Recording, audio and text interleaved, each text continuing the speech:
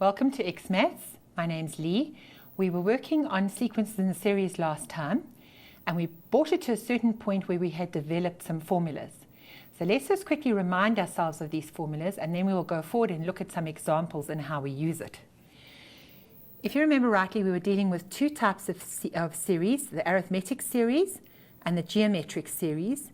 And we talked about the difference between a series and a sequence. A sequence, we said, was term 1 semicolon term 2 semicolon term 3 versus a series which is term 1 plus term 2 plus term 3, etc. So we are dealing with series here because we're looking at the sum. And the formula we developed for an arithmetic sequence, there were two of them. The first one was Sn equals n over 2, a plus l, where n stood for the number of terms, a for the first term, and l for the last term. Sn would mean that we're taking these terms and we're adding them up. So we're going term 1 plus term 2 plus term 3, all the way till we get to term n. Right, we then said that L actually stood for the nth term. And so what we could do now is we could develop another formula, which was basically n over 2, a plus, and in place of the L, we put in the nth term, and tidying that up, we got n over 2, 2a plus n minus 1d, and d, of course, stands for the common difference, which we learned could be calculated by taking any two successive terms and subtracting them. But for the purposes of this, let's just say term 2 minus term 1 would equal d. Now, when do we use this one and when do we use this one? We use this one if we know the last term, and we use this one all the other times. Now, to be honest with you, you're going to more likely use this bottom one than the top one. The top one is very seldom, because it's very seldom we actually know the last term. Right, on the geometric sequence then, we also had two formulas. We learned that the one was Sn equals a, r to the n minus 1 over r minus 1, or Sn is equal to a, 1 minus r to the n over 1 minus r. And we stipulated that r may not equal 1. Why is that? Well, if r did equal 1, we would have a 0 in the denominator. And you know that if there's a 0 in the denominator, the fraction of a fraction, it would make sure that that was undefined. One day, I think we must stop for 2 seconds and have a look at what makes division by 0 undefined. If we get a chance to later, we will look at it. And of course, here, r may not equal 1. And the question we asked ourselves is, how do we select which one we should actually work with? So we decided last time that if r was greater than 1, we would use this formula. And if r was less than 1, we would use this formula. This way, we avoid getting negatives in our base. However, it's not the end of the world if we decide to just use the one formula and not bother with the second one. There's no problem at all. Right, so let's go now and have a look at an example. And this example says, how many terms of the series 2 plus 6 plus 10 plus etc. will give me a sum of 800? Now, the first thing we have to do when we get a question like this is find out whether this sequence, or series in this case rather, is arithmetic, geometric, or what. Now, since we're only working with arithmetic and geometric at the moment, we can be safe to say it's one of them. It's always easier to check for the arithmetic sequence. So what I would do is I would say, let's see what term 2 minus term 1 gives me. Well, that'll be 6 minus 2, which gives me 4. And if I take term 3 minus term 2, that will give me 10 minus 6, which also gives me 4. Now we can see that that's the same. We could have also done it the way we did in grade 11, where we say moving from here to here is 4 units, moving from there to there is 4 units, so we have a constant difference of 4. So our difference is 4, which means we are working with an arithmetic series. Now, do we know the last term here? And the answer is no, because they're just saying this whole lot adds up to, or gives a sum of, 800. So they don't tell me which the last one would be. So right, what do we know? We know D, and we of course know our A value, A being the first term of the series. So it's A is going to be 2. And if we're looking at the formula, we have to use this one because we know the difference and not the last term. So it's 2A plus n minus 1D. If we look over here, what do we know? Let's highlight it. We know that we've got the A value. We don't have the n. We do know this. And we do know D. So how many unknowns have I got in this equation that I have to work out? Well, there's only one, and that is the n. There are 2 of them in the formula, but n is the only unknown. So what is the answer of this then? Well, the answer of Sn was 800. So I'm going to say 800 equals n over 2, 2 times A, and A was 2. Notice that I am using brackets all the time for my substitutions. This is to make sure that when I get to it, I know I have to multiply and not add or subtract. Plus n minus 1, which I don't know, and the difference I do know, which again I use a bracket for, 4. Right, so what have I got? I have got 800 equals n over 2. And inside the bracket here, I've got 4 plus 4n minus 4. Now, as it turns out, if you look at this, these are all even numbers. Since they are even numbers, and I've got a 2 there, it would be easy to eliminate the 2. If there was a problem, I would have times both sides of this equation by 2, and we will come across one where we do that just now. Right, so now tidying up some more, I know that 800 is equal to n over 2. And if I look here, the 4 minus the 4 will become 0, and I'm just going to have 4n. Now, that's not bad to solve, because all I would do now is I would say, right, that means that this 2 goes into there once, and into there it will go twice. And so what I have is 800 equals 2n squared. Right, now to solve something like that, we would divide both sides by 2, so 400 equals n squared. And of course, to get our n now, we need to square root. Now, normally, if we are square rooting, we would pick up a plus minus the square root of 400. Why is that? Well, in actual fact, we are solving n squared minus 400 equals 0, which is actually the difference of 2 squares. But we shortcut it, and we do it a little bit easier than that. However, what did n stand for? N stood for the number of terms. So if we go back up here, if n is a number of terms, do we ever number them negatively? And the answer is clearly no. We would always start over here with this being term 1, this one being term 2, and this being term 3. And since n is going to always be a positive value, we can go back here, and when we do this particular one over here, we can just say n is equal to the square root of 400, which means n is 20. So what am I saying to you? I'm saying to you that if I took 20 terms and I added them all up with a pattern that has been formed by the top thing, I would get the answer of 800. Now, we could go and actually check that physically, but you would see it take quite a while to work out 20 terms and to add up 20 terms. So I'll leave that to you to try and check and make sure that I'm not incorrect in what I'm saying here, but I'm sure I'm right. So we know that 20 terms of the above series sums to 800. Now, the question you're probably thinking to yourself is, do I need to write this? And the answer is not necessarily. It depends how the words are phrased. You could just have gone S20 equals 800. And that would mean the sum of 20 terms gives me 800. That would be clear enough for anybody. But I personally like to give my answer in words since the question was addressed in words. So I would write the 20 terms of the series sum to 800. That way I'd be sure that I would be answering the question that they asked. Right, let's move on. Now, you'll see that I've left a nice blank space here for us to talk for a little bit about something called sigma notation.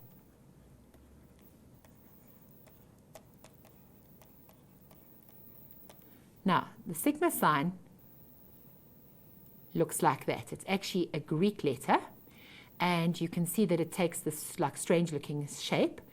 However, when we type it, we don't always have these little things coming out. So sometimes it will just appear like that. Now, basically how this works is this tells me where to start, and this tells me where to end. This tells me the formula I must use, and this symbol here means sum. So just to enlighten a little bit more on this, let's draw up one and talk about it. So say, for example, I give you sigma, and let's say I say k equals 3, and let's say 6 over there, and I give you the formula 3k plus 2. Right, now what that means is I must start by substituting in k equals 3. And I'm going to put it into this formula, and then I'm going to go for k equals 4 and put it into this formula, and k equals 5 and put it in this formula, and finally k equals 6, which will give me the final term of this. So if I'm going to do it this way, I would say 3 times 3 plus 2 added to 3 times 4 plus 2 added to 3 times 5 plus 2 added to 3 times 6 plus 2. And that's where I would stop, because it said start at 3 and end at 6. And notice that I'm going up all the time in ones. So you wouldn't get half, because remember, this is standing for a substitution and a term. So in other words, this would be term number 1, this would be term number 2, this would be term number 3, and this would be term number 4. Right, so let's work out term number 1. If I work out term number 1, 3 times 3 is 9, plus 2 is 11. And if I do the next one, 3 times 4 is 12, plus 2 is 14. And if I do the next one, 3 times 5 is 15, plus 2 is 17. And the next one, I'm going to say 3 times 6 is 18, plus 2 is 20. Now you can see it's forming a really nice arithmetic sequence here. Now what is my instruction? The instruction is to sum. So literally what I would do is I would now add this up. So it's going to be 5, 12, carry the 1, 3, 4, 5, 6, 62. And that would be my answer. Now, of course, we are in a position to use our formulas we've developed for sum to actually solve this. But obviously in something like this with so few terms, it's easier to just work out the terms and work it out. If I had decided to make it up to 60, well then certainly you could never have worked out all those terms and added them up and finished the paper in the time allocated. So it would not have been such a good idea. We will move across to examples like that just now. Right, let's take another one and let's see if you can get the hang of this. If I have something like this, let's call it r equals 7 to 10, and let's make it 4. Right, now if we look at this, it's telling me to sum from 7 to 10, that formula. Now what do you notice about that formula? It's just 4. So if r is 7 and I put it in there, can I put it in there? Well, there's no r. So that means I can't actually do a substitution. So what does that mean? That means when r is 7, I would get the answer 4. When r is 8, I would get the answer 4.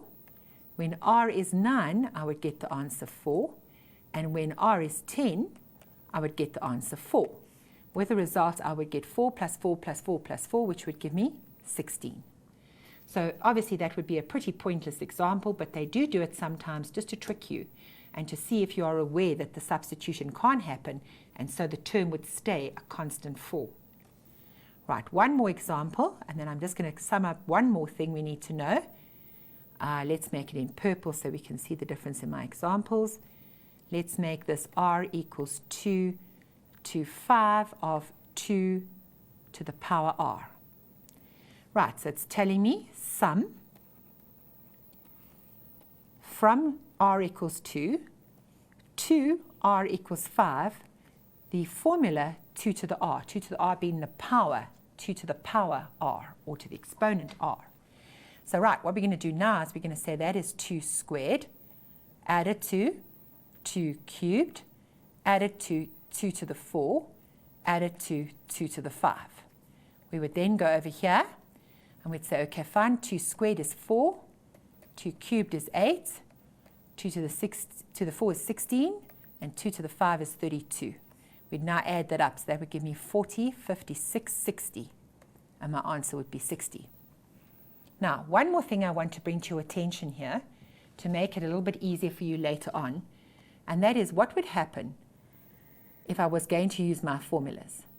Well, if I'm looking over here, how many terms do I have? I have 1, 2, 3, 4. But here it says start at 3 and end at 6.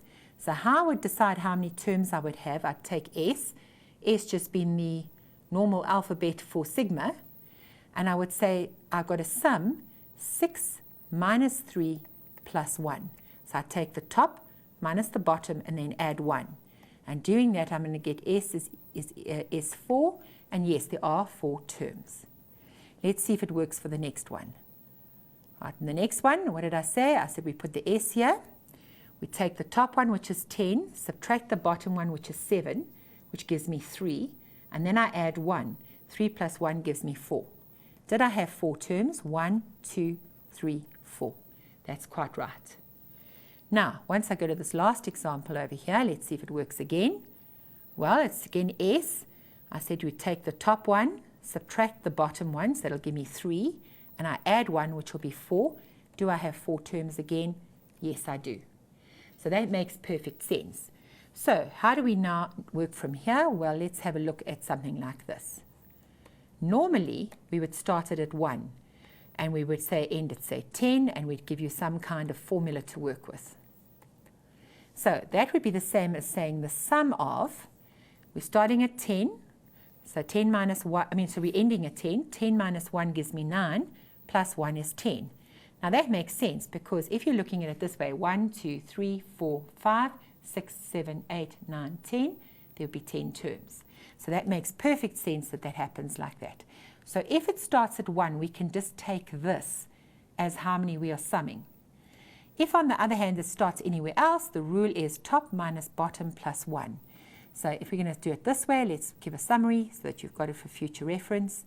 This is the top value. This is the bottom value. And then there's some formula over here. We would say it's the sum of the top minus the bottom plus 1. Now that'll be useful to us later on. At the moment, I just want you to think about that and store it in your brains for now. Let's move to the next example. Right, now you can see I'm going to use the sigma notation. It asks me here to calculate the sum from n equals 1, and I can see this isn't too clear, so let's just make it a little bit clearer, to x of that expression, and I'm saying to you the answer I'm going to get is that. So in other words, the sum of this whole thing is 242. Now, what we always do when we get a problem like this is we generate a few terms. Because first of all, we don't know whether this is arithmetic or geometric or what it is.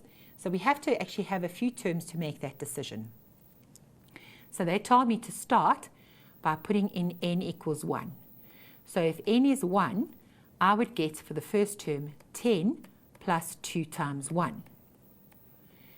Then for my next term, I would put in n equals 2.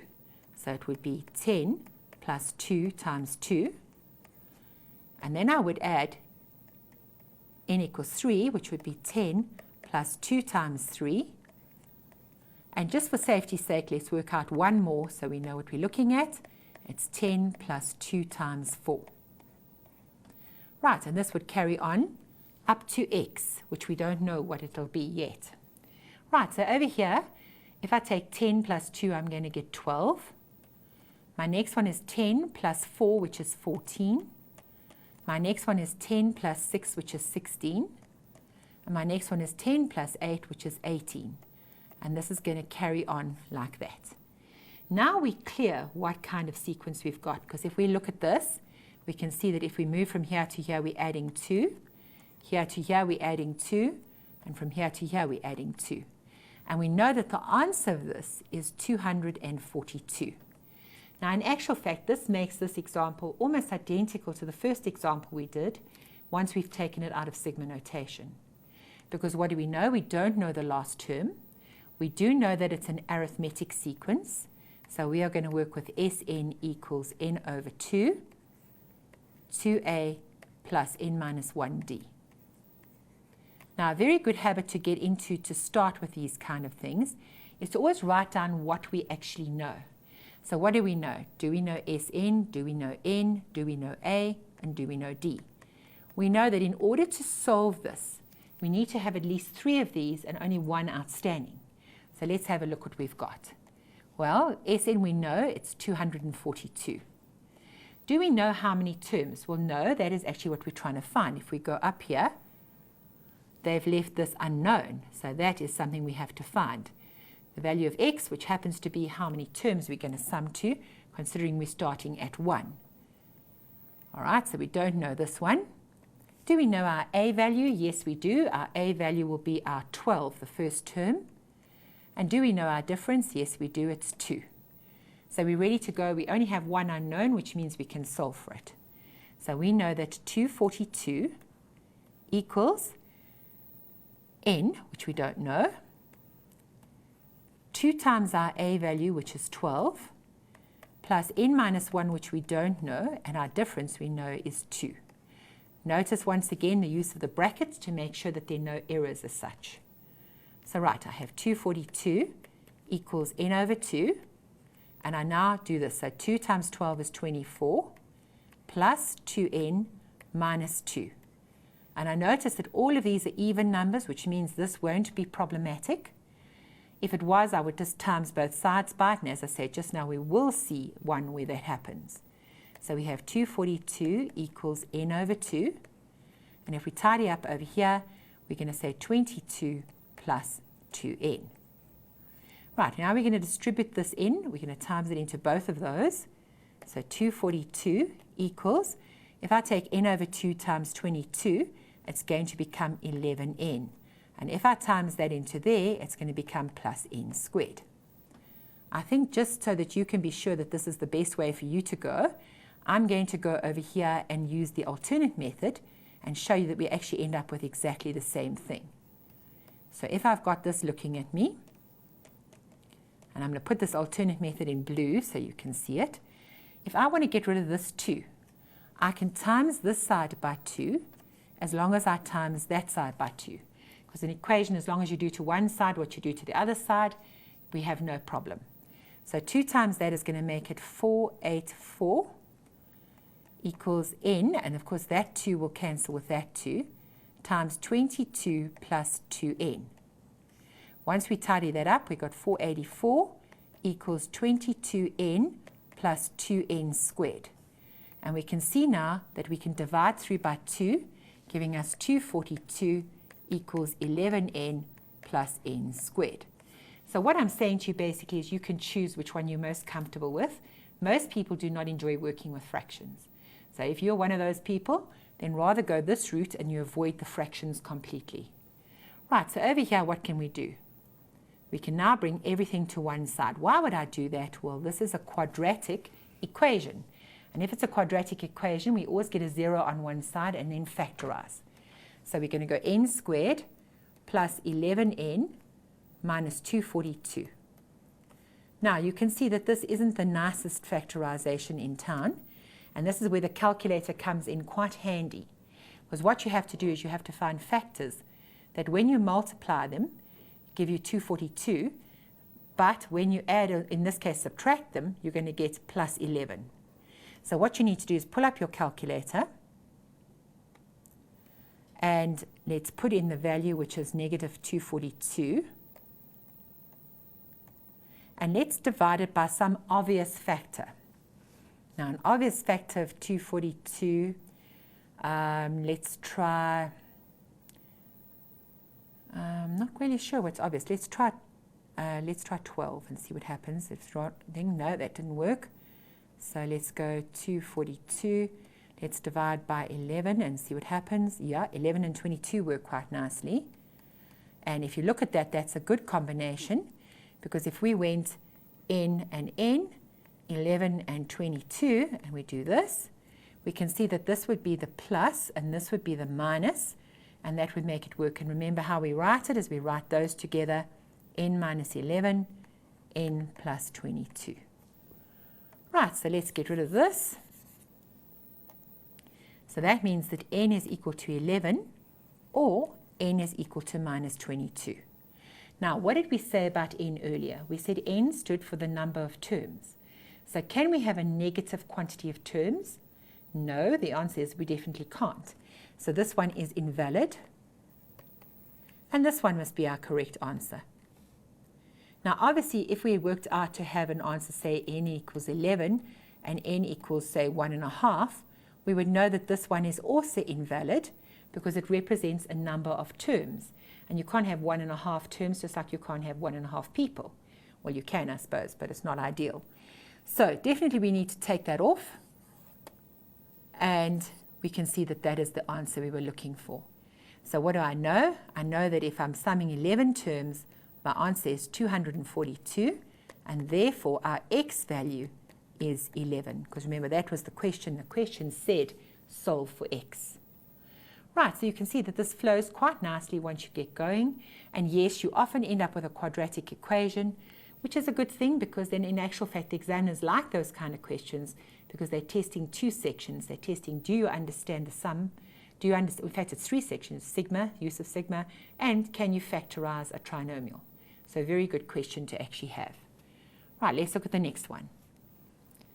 Okay, on the next one it says, given that sigma starts at 1 and ends at 4 of this expression equals m minus 3, find the numerical value of m. So here's your m, here and here. But do we need to use formulas here? And the answer is no, we don't, because in actual fact a formula here is totally unnecessary.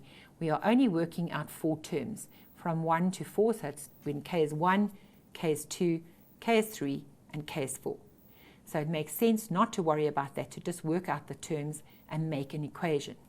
So if k is 1, we've got 2 to the 1 plus m, and to that we add what happens when k is 2. When k is 2, 2 squared plus m, and when k is 3, we're going to have 2 cubed plus m, and when k is 4, which is the last one, we're going to have 2 to the 4 plus m. That will equal m minus 3. So we started at 1, we ended at 4. Remember the rule, we say it's the sum of 4 minus 1 plus 1.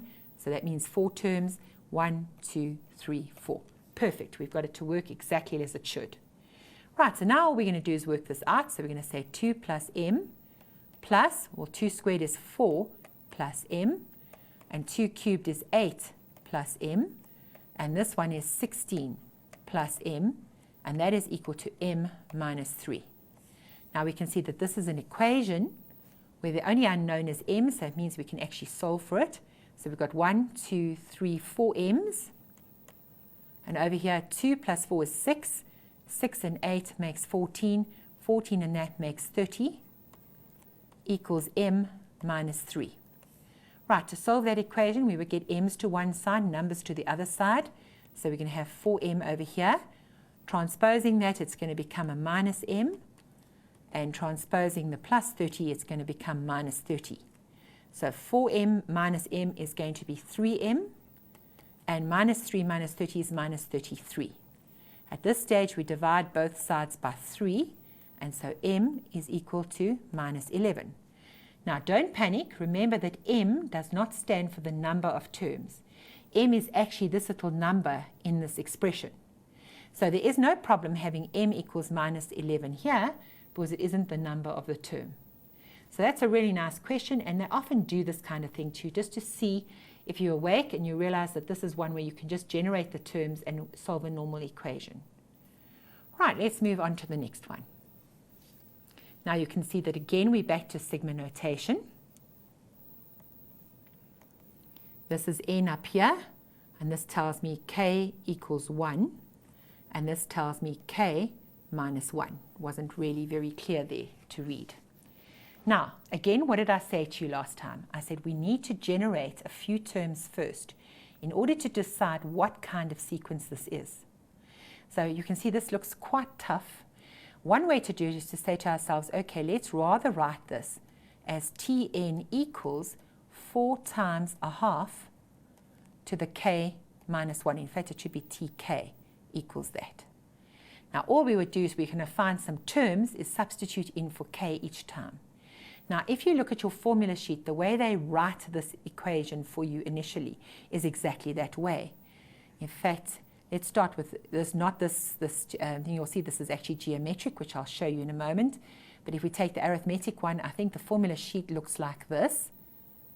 And it says a plus I minus 1d equals n over 2, 2a plus n minus 1d. Okay, and you can see that in actual fact, that is the Tn. So they're saying sum all the Tn's up to give me Sn, which is that formula. And the same would be true for our geometric formula. Now, I don't like the way they write those formulas, and that's why I think it's actually better to just know these formulas off by heart. They're not very hard, and in previous years, people have been expected to learn them, so it's actually worth it. Just keep your formula sheet should you forget something to look back to. Right, let's go over here. Let's work out some terms. So if I want term number 1, it would be 4 times a half to the 1 minus 1, which is going to be 4 times a half to the 0, which is going to be 4 times 1, which is 4. Right, let's work out term 2. To work out term 2, I'm going to say 4 times a half to the 2 minus 1, which is 4, times a half to the 1. Now that's 4 over 1, and if we tidy that up, 2 goes into there once and into there twice, so we're going to get 2 for that term. Let's work out one more. Term 3 would have been 4 times a half to the 3 minus 1, which is actually 4 times a half squared, which is going to give me 4 times a quarter. And of course, if we look at it like that, that divides into there, giving me 1. So my sequence will be 4 plus 2 plus 1 plus etc. And what am I telling you? I'm telling you that the sum of all of those is 7 and 63 over 64. Now that is taken the format of the previous ones, in fact like number 1 and number 2 in our previous work. Now the only difference is that this is not an arithmetic sequence. How do I know that? Well, if I look over here and I say, what am I doing here? I'm subtracting 2. And what am I doing here? I'm subtracting 1. So certainly it's not arithmetic. And if I'd worked out another term, the next term would have been a half. And if I'd gone here, then I would have been subtracting a half. And so if I go to my second difference, I would have seen clearly that that is also not quadratic. Because if I move from here to here, I add 1. From moving here to here, I add a half. So clearly it's not arithmetic and it's not quadratic. So the only option open to me then is to go for the geometric option. And remember, geometric means that we are timesing by something. So if we take 4 and we times it by something to get 2, what would the something be? It would be a half. Remember how we get r? We get it by saying term 2 divided by term 1, which will be 2 over 4, which is equal to a half. Or we could get r by saying term 3 divided by term 2, which would be 1 divided by 2.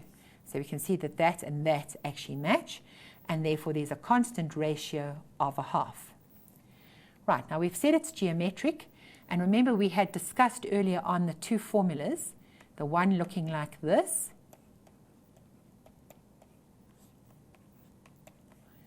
and this one. And we had decided we would use them in different cases. So if it's a half, the best, oh gosh, look what I did. I wrote the same formula twice. Let's just change that back to the other formula. 1 minus r to the n over 1 minus r. Now if I take a half and I put it in here, a half minus 1 would make this denominator negative. But 1 minus a half would make that denominator positive.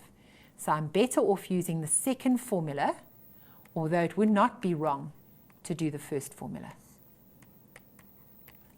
Right, so now we're going to go and we're going to now use this and actually solve this. What do we know? Let's highlight what we know. We know the SN. We're told that it is 7 and 63 quarters. Right, what else do we know? Do we know A? Yes, we do. We know that A is going to be 4. And lastly, we know R, because they told me that R is, or you worked out rather, that R was a half. So we know those two there. So the only unknown I've got is this N value, which is what we're going to calculate. So we have 7 and 64ths equals A, which was 4, 1 minus, and the R is going to be a half to the N, all over 1 minus a half. Right, so let's have a look at this now and see how we're going to work this out. You can see that this is going to require a little bit of changing. And remember, it's always better to work with top-heavy fractions or improper fractions because they're always the easier ones to simplify. So let's bring up our calculator, and I'll show you how easy it is for you to get this almost immediately. If you look at this calculator, I press Shift and that button, I get that. So I'd input my 7, I'd space bar across to the actual fraction, assuming it'll let me go there. Yes, it will. 63, take it down and put 64, and I press equals, and you see it converts it for me into an improper fraction.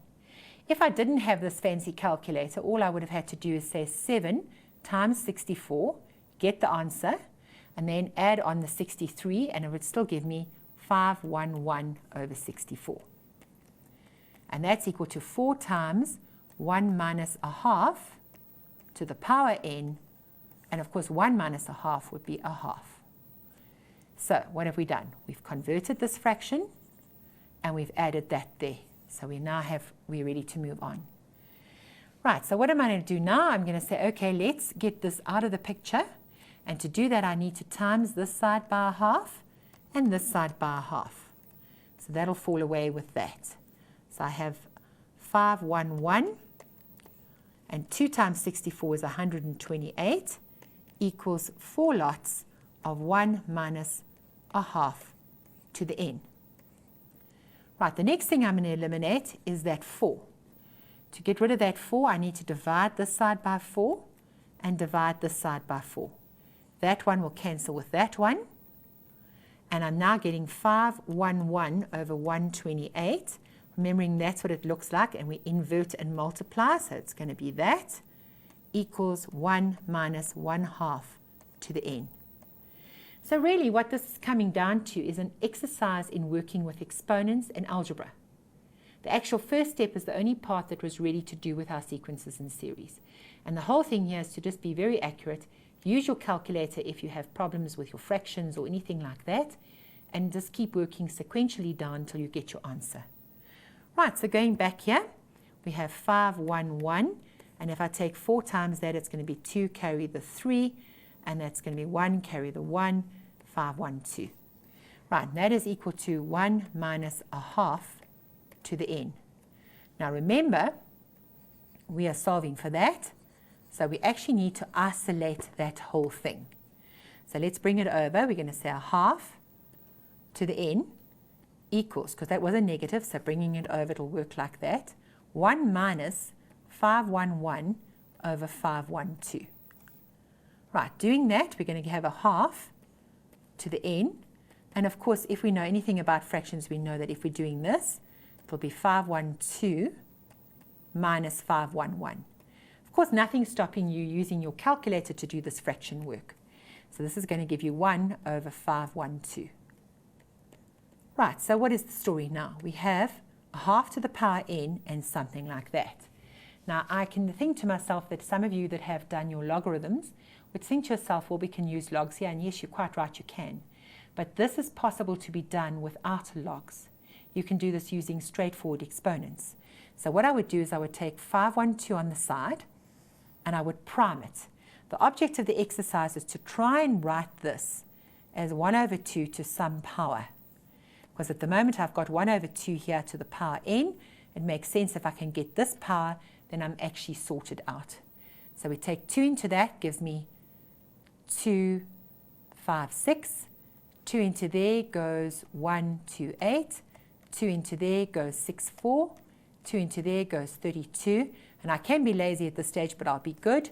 2 into 32 goes 16. 2 into 16 goes 8. 2 into 8 goes 4. 2 into 4 goes twice. And 2 into 2 goes once. That means I've got 2, 4, 6, 8, 9 as a power. So what I can do now is I can say n equals 9. Therefore, we know that if we sum 9 terms, our answer would have been 7 and 63/64. I'll just check that that is right in a moment. Yes, it is. So there you go. That's your answer. Now you can see that that's a very nice question. Again, asking lots of nice exponents as well as sequences and series with some priming of factors. So it's a really good question. They like to ask these combined questions. Right, let's move across now to the next one. Right, now this next one is very interesting because they're giving me Sn equals n times n plus 1, and they say it represents the sum of the first n terms, it should be, of a specific series. Calculate the 10th term. Now the temptation to just go straight here and say, okay, well that's going to be easy because that will be 10, 10 plus 1, and that's S10. So the answer is 10 times 11, which is 110. And say, well then the 10th term is 110, which is clearly wrong because we're not working out a term with this formula, we're working out the sum.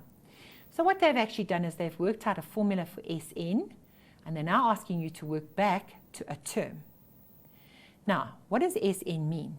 Sn means take term 1, add it to term 2, add it to term 3, and keep on going till you get to term n. So what would S10 mean? S10 would mean take term 1, add term 2, add term 3, and keep on going till we get to term 10. Now, in actual fact, what I want is just this term, not all of those. So how are we going to get around this problem? Well, we've got two options open to us. The one option is by using the start of the sequence to work out the first 3 terms. We can then work normally. And I will do that way, but a better way than that is what I'm going to show you now. If I work out the sum of 9 terms, do you agree with me it would be term 1 plus term 2 plus term 3 all the way to term 9? Now, in actual fact, these all would be S9. Therefore, if I want to find term 10, I could say the sum of 10 minus the sum of 9. Now, that is very useful to know. And just now, I'm going to give you a summary of like a flow chart of how you should look at your sequences and series. So, what am I saying to you then? I'm saying that term 10 is the answer I got for the sum of 10, which is 110. Subtract from it the answer I would get for the sum of 9. So let's do the sum of 9. It's 9 plus 1, which is going to be 9 times 10, which is 90. So I'm going to subtract 90. And if I do 110 minus 90, I'm going to get 20. So I'm telling you that the 10th term is 20. Now what we're going to do is I'm going to redo the question, and I'm going to show you an alternate way. Now, if you should have any textbooks, some of these textbooks actually show you how to do this in a different way, where you work out term 1, term 2, term 3, and then you start from scratch again as if you've got a new sequence, which is absolutely fine, by the way, but you can see how effective this is. So in effect, what I've just said to you is that any term k can be found by finding the sum of k minus the sum of k minus 1. Okay, and you can see that that would now work very well. Right, so let's go to the other option. The other option is the following. That is what we were given. Let's call this option 2. And it's really a matter of what you prefer to use, and it's absolutely fine. Both methods are quite legal.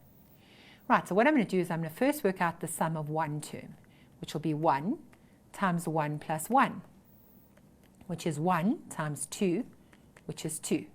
But what does sum 1 mean? Sum 1 means just term 1. So therefore I can say term 1 is 2.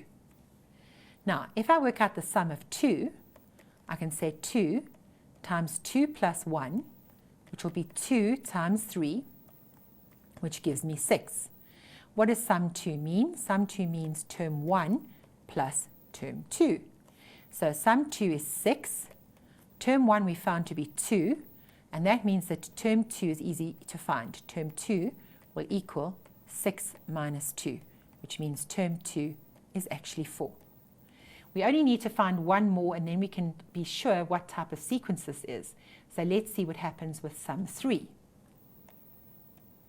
If I'm doing sum 3, it's 3 times 3 plus 1, and that's going to be 3 times 4, which gives me 12.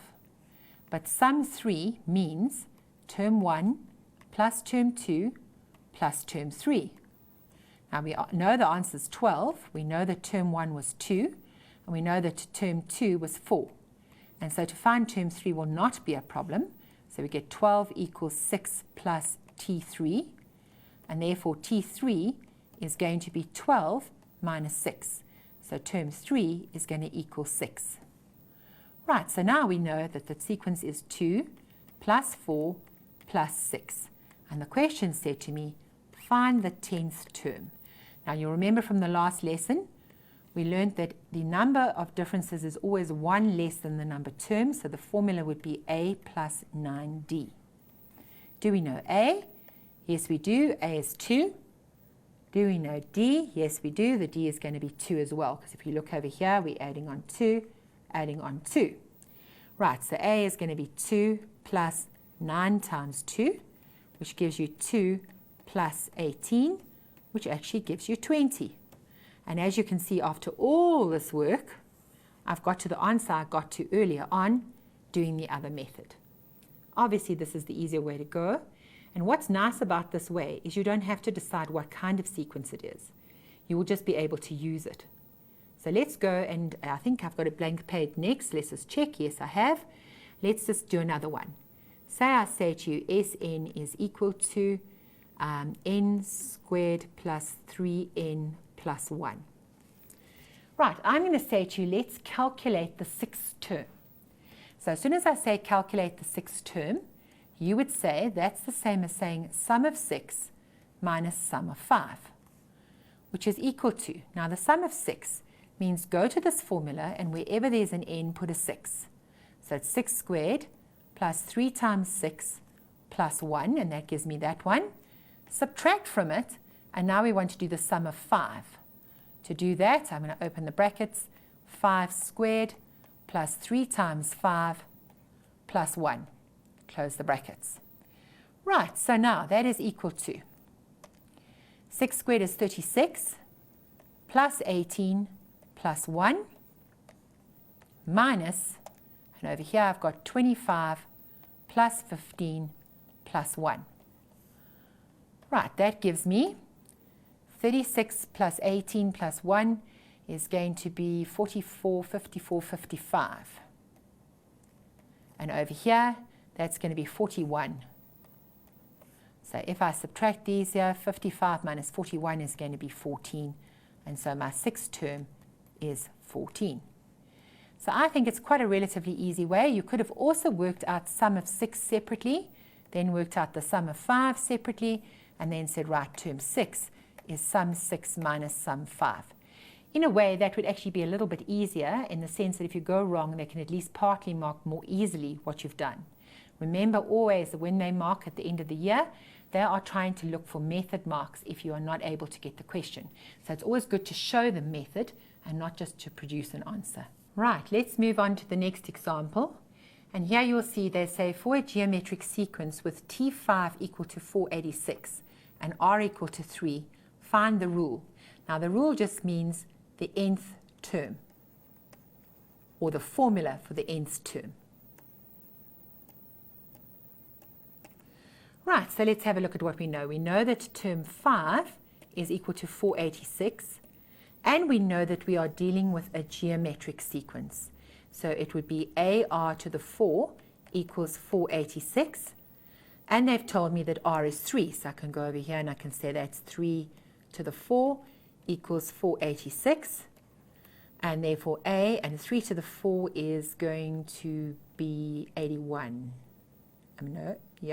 Yes, 81. I should just use the calculator and be sure, but I'm sure that is right.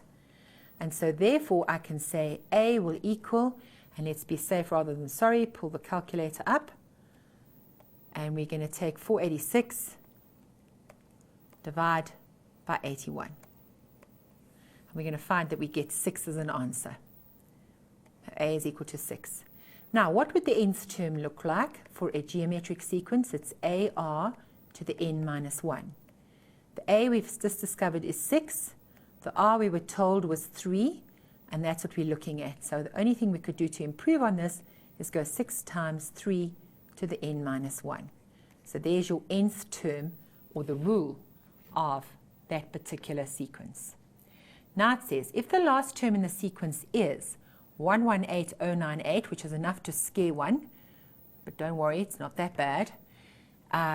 Use the rule you've got in A to calculate how many terms. So now we're looking for n. So we know that 118098, that would be the Tn, is equal to 6 times 3 to the n minus 1. Right, so pulling up our calculator, we're going to go 118098 divided by 6, and we're going to get 19683. 19683 is equal to 3 to the n minus 1. Now, hopefully this is a power of 3. If it isn't, we might have to use logs, but it wouldn't be the case because remember, n will always be a natural number. That's important to understand.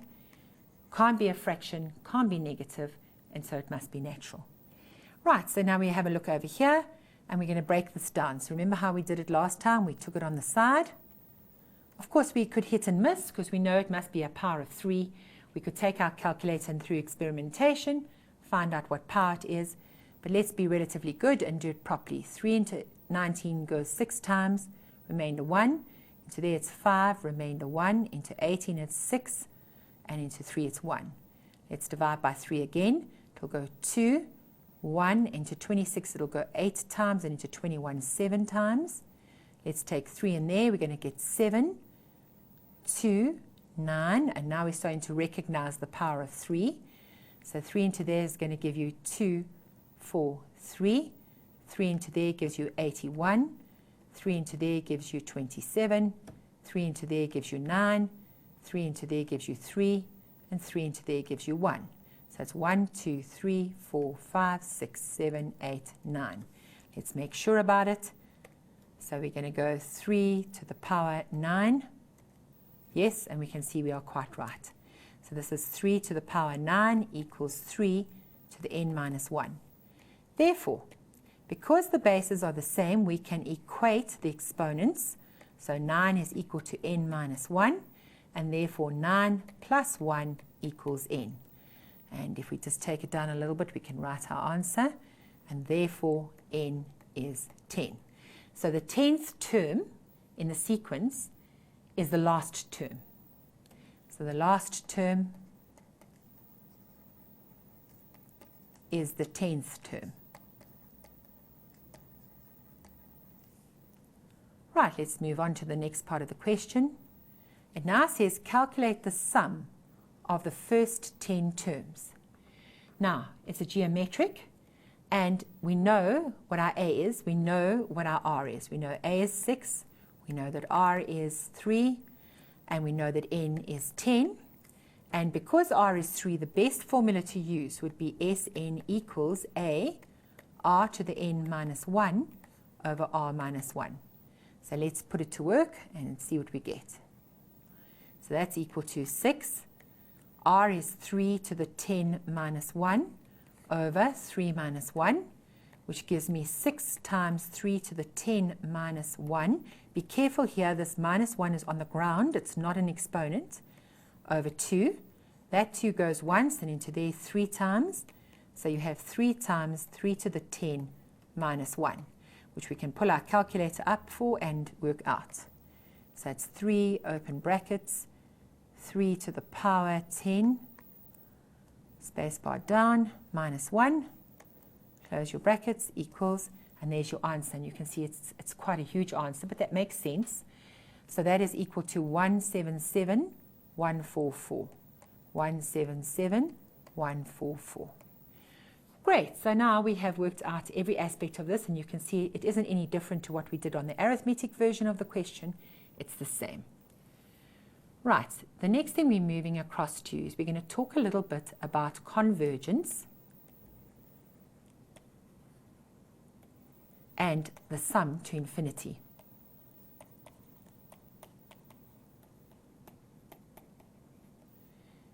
Now, the way I like to think about convergence is it's like losing weight. You go on a diet, you've got some weight to lose, and say you've got 5 kilos to lose. The first week all goes well, you lose your first kilo. The next week, you're going to lose, say, 3/4 of a kilo, and the next week, 1/2 kilo, and so on and so forth. And eventually, you're losing hardly anything, and you're converging on your goal weight. So slowly it slows down, and you eventually get to the value. There's also diverging, and that's when you gain weight. And that is when you put on a bit of weight, you can put on more and more and more and more, and really there's no end, except for when you actually get to the stage where you can't leave the house. So if we're talking about convergence, I would be looking at sequences that do this kind of thing.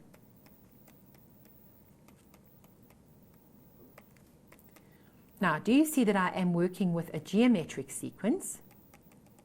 And if you think about an arithmetic, can it possibly converge? Say we got 2, and then we got 5, and then we got 8, and then we got 11. As I add up, say if I said the sum of 1, it would be 2. If I summed 2 terms, it would be 7. If I summed 3 terms, the answer would be 15. And if I sum 4 terms, the answer would be 26. And as you can see, as I'm going, it's getting bigger and bigger. And likewise, if I had this option going, 11 plus 8 plus 5 plus 2, the same thing would happen. And if, of course, I'm taking it down, I'm going to head into the negatives now. So taking it down by 3, I'm -1, then -4, etc. And if I summed 1, I would get 11. If I summed 2, I would get 19. If I summed 3, I would get 24. If I summed 4, I would get 26. And now I'd start going down. The sum of 5 would be 25. The sum of 6 would be 21. And of course, the bigger this negative number gets, the smaller my answer will get, but it will diverge. It will not converge. Here, if I look at this one and I sum 1 term, I get 2. When I sum 2 terms, I'm going to get 3. When I sum 4 terms, I'm going to get 3.5. And when I sum 5 terms, I'm going to get 3 3/4. You can check me by using your calculator and seeing that you are getting the same answers I'm getting. Now, if I sum 6, it's going to be 3 7/8. And you'll see that if I do the sum of 7, it's going to be 3 15/16. And if I sum 8, it's going to be 3 31/32. Now, you might notice that this denominator is getting bigger, and this is always 1 off the denominator, which means this thing is slowly converging. And so what I could do is I could say the sum to infinity is actually tending to 4. And so the R value, in this case, is 1/2, and I found it converged. Now, if I take a geometric sequence that does not have an R value like that, let's say I took, let's take it the other way around. Let's take 1 plus 2 plus 4 plus 8. Do you agree with me that the R would equal 2? Now, when I sum 1, I get 1. When I sum 2, I get 3. And when I sum 3, I'm going to get 7. And when I sum 4, I'm going to get 15. So as I sum towards infinity, that's my symbol for infinity, my answer is tending to infinity. And this is what we call a divergent sequence. Now, we are only interested in convergence. Okay, so how do we actually limit it? And I'd like you to actually spend some time playing with this and actually seeing for yourself that this always works. In a nutshell, the R value, when it lies from -1 to 1, it will always converge. So that's useful to know, and we can always tell by looking at that. Right, let's go now and look at the sum to infinity. Now remember, I'm saying to you that if we're summing to infinity and the r is lying between minus 1 and 1, we're getting to an actual answer. But when we're doing this one where the r is 2, we're heading to infinity, which of course we can never get to, so it doesn't really help us. So we are going to work with a formula a 1 minus r to the n over 1 minus r. And if we want to tidy this formula up a bit, we could go a minus ar to the n over 1 minus r, which in turn could be written as a over 1 minus r minus ar to the n over 1 minus r. Right, now looking at this, remembering that the r lies from minus 1 to 1, what do you think is going to happen to r to infinity? Well, do you agree with me that if that's where r lies, r has to be a proper fraction? So if you take a proper fraction like a half and you raise it to the power 1, you get a half. If you raise it to the power 2, you're going to get a quarter. And if you raise it to a power 3, you're going to get 1/8. Do you agree with me that these answers are actually getting smaller? If we put them into decimals, it's easy to see. And so what we can conclude that if we have something like this raised to infinity, the answer is going to tend towards 0. So that means that when I do this, the answer will tend to 0, which in actual fact means it becomes 0. Now, if I've got a over 1 minus r minus a times 0 over 1 minus r, do you agree with me that this whole fraction will fall away? And so we get our formula for sum to infinity to be a over 1 minus r.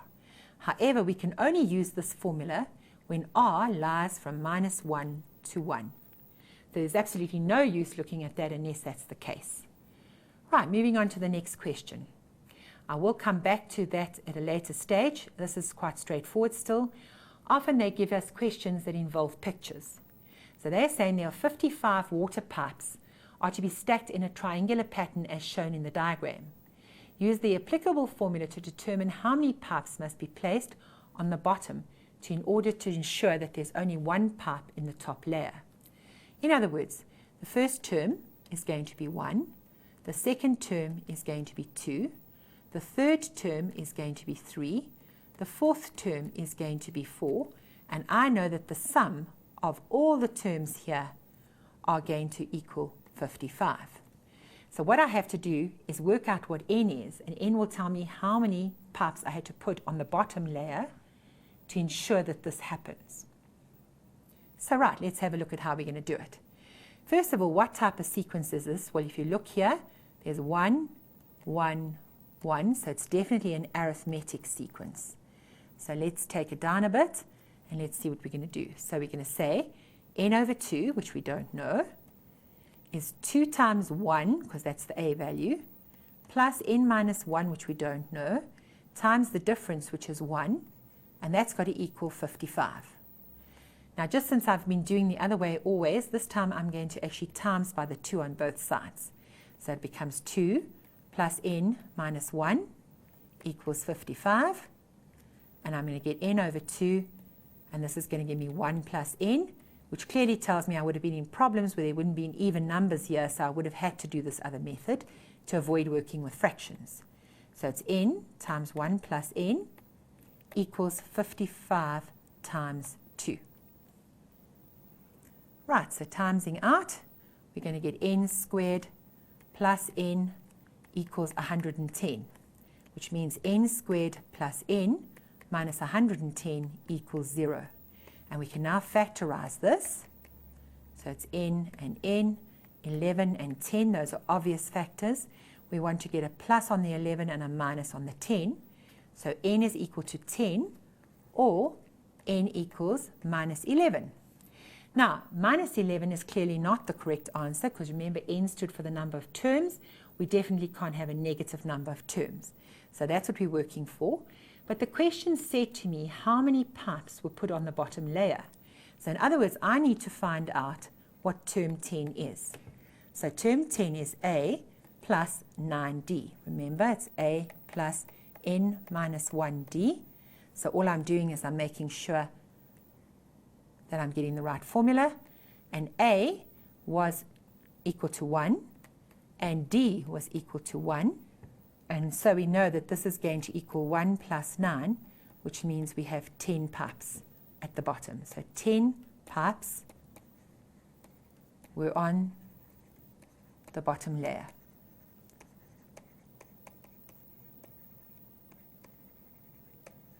Okay, good. Now, at this stage, let us go back to what I was mentioning just now about convergence and sum to infinity and work with some examples. This question says, consider the infinite geometric series x minus 2 squared plus x minus 2 cubed plus x minus 2 to the fourth. Write down the common ratio in terms of x. Well, that's going to be easy enough because r is always term 2 divided by term 1. So in this case, it would equal x minus 2 cubed divided by x minus 2 squared, which means the answer would be x minus 2. Now, just one thing I want to say at this stage, I didn't have to work out term 3 and term 2, term 3 divided by term 2, because they told me it was a geometric series. There was no need to check it. They had given me that information. Now it says, determine the values of x for which this series converges. Well, we said just now that if r lies from minus 1 to 1, the series will converge. So what am I asking you to do? I'm asking you to take x minus 2 and put it between minus 1 and 1. Now to do that, we have to get rid of this minus 2. And to actually go about that, I have to add 2 to every part of this inequality. So it'll become minus 1 plus 2 less than x less than 1 plus 2. So that'll give me 1 less than x less than 3. And so that is where this series will converge. Right, let's move on to the next example. We'll see we're back to sigma again.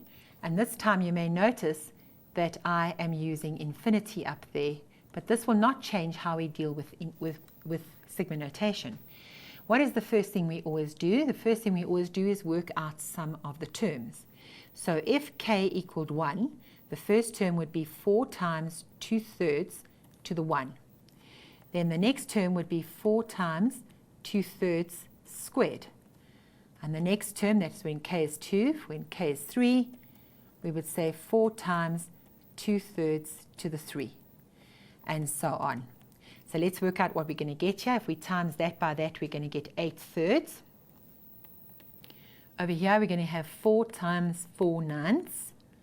And over here, we're going to have 4 times 2 cubed is 8, 3 cubed is 27. So that would become 8/3 plus 16/9 plus 32/27. Okay, right, so now they are asking me to sum to infinity. So we're going to use our formula. Sum to infinity is a over 1 minus r. We know it is definitely geometric because sum to infinity would just be infinity if it was arithmetic or negative infinity. Right, so what do we know? We have to now find our value of a. Remember, a is always just the first term, so it's going to be 8/3. Now, how do we get our r? We take term 2 and we divide by term 1. And doing that, we've got 16/9 divided by 8/3, which comes 16/9 times by, and we invert and multiply this, giving 3/8. Right, doing that now, we're going to say 3 goes into there once, and 3 into there goes 3 times. 8 goes into there once and into there twice, and the answer is 2/3. Now you may notice that if we go back to this top thing here, that is in fact the r value. However, we can't ever just look at it and see very easily what the a term is, because the a term was certainly not 4. You can see that the a worked out to be 8/3. Let's check it by doing one more. So let's take term 3, divide by term 2, which is going to be 32/27, divide by 16/9, which is equal to 32 over 27 times by 9 over 16. Well, 9 will go once and into there 3 times, 16 into there once and into there twice, and yes, you can see your answer is definitely 2/3. So back to our example, and we are going to now say the sum to infinity equals, the a value was 8/3 divided by 1 minus 2/3, which is equal to This is going to become 8/3. And of course, 1 minus 2/3 is 1/3. To simplify this, we know that we've got 8/3 times by, and inverting this and multiplying, we're going to get that. 3 goes once, 3 goes once. The answer is 8.